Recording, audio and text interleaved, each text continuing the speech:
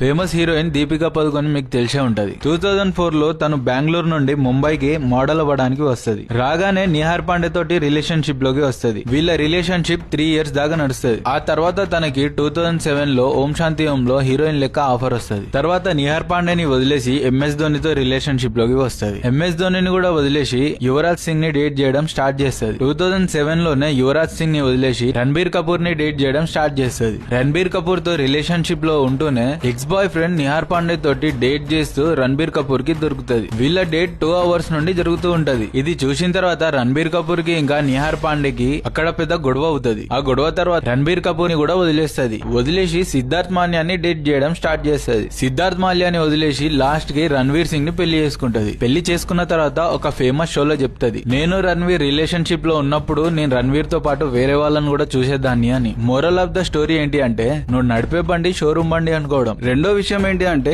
అది second hand బండి అని తెలిసి కూడా నువ్వు తీసుకొచ్చుకొని దగ్గర పెట్టుకోవడం. Follow for more videos. It's her choice.